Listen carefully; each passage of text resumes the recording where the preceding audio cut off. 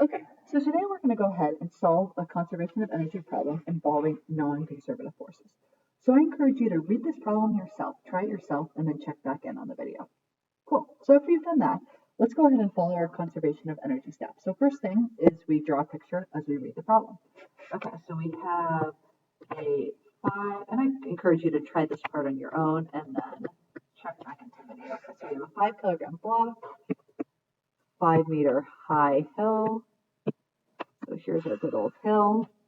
Okay, no friction on the hill. So it starts from rest. I'll go ahead and put velocity 0.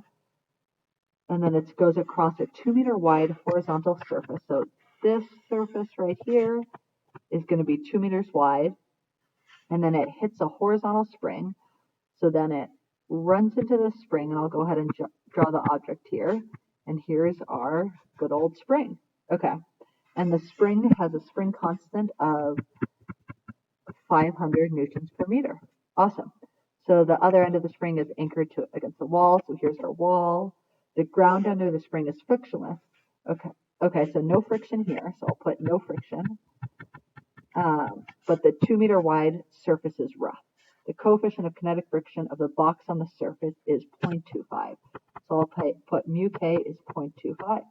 Awesome. Okay, and then find the max compression of the spring. Okay, what I'm going to do first, just because I'm dealing with non-conservative forces, I'm going to go ahead and find those forces. So I'm going to draw a free body diagram of the object when it's on this 2 meter spot. So we have right there, actually I'm just going to draw that to the side. So this is our 5 kilogram object. So let's see what forces are acting on that when it's on the rough surface.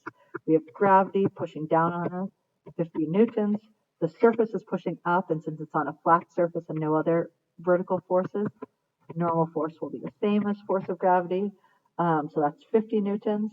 Then we have friction pushing it to the left, but even though it's going to the right, but friction's making it accelerate to the left. Okay. Let's go ahead and just calculate force of friction because that'll be handy. So that's going to be our coefficient times our normal force. Our coefficient is 0.25. Normal force is 50. So let's go ahead and put that in. And that is going to be 12.5 newtons.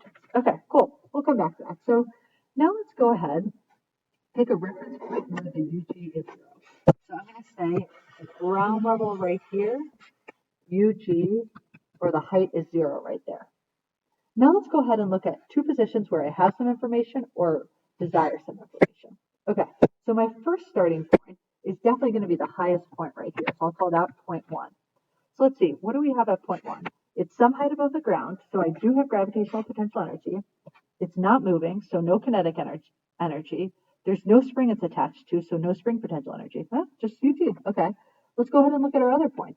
So this is where we want to find some information. And we, again, are trying to find, oh my goodness, I forgot to write that in the, oh yeah, we have it right here. Find the max compression of the spring. So it's going to be compressed some distance x. Okay, so if the spring is compressed, I know there's spring potential energy. Once something is compressed all the way, right before it would turn back and go the opposite way, your velocity is going to be 0. So there is no kinetic energy. It's at ground level, so there's no gravitational potential energy. So not much at all. Okay. So now let's go ahead. So we did 3 and 4. Now let's go ahead and use conservation of energy. So it's going to be a little bit different this time because now we're dealing with non-conservative forces. We have friction in the mix. So we are going to start with all of our energy at position 1. Energy at 1. Take away any energy lost due to friction. So that is going to be our work due to friction. And keep in mind, I would make this a positive if like there was another force or someone was pushing it that added energy to the system. But in this case, we're dealing with friction, so that's taking away energy, equals all the energy we're left with at point 2. Okay, so energy at 1, that was just UG. Work due to friction, let's go ahead and find that out. And again, we know our equation for work is going to be force. So it's force of friction times displacement. So how far it moves on the friction spot. Energy at 2, it's just left with spring potential energy.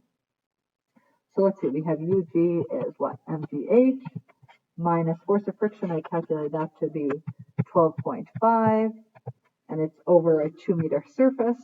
Oh my goodness, I wrote UK as 0.25 meters. It should just be 0.25. Sorry about that.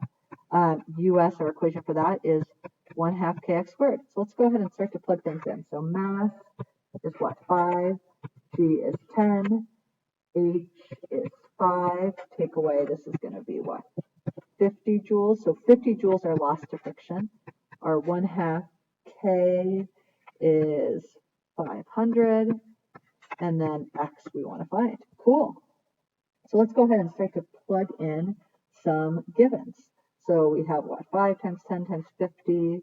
That is going to be 500 minus 50 equals what? 250 x squared. Cool. So 500 minus 50, 450, 250 x squared. Cool. We go ahead and divide both sides by 250, and then we can take the square root. So I get x to be 0.95 meters. Awesome. Thanks so much for watching.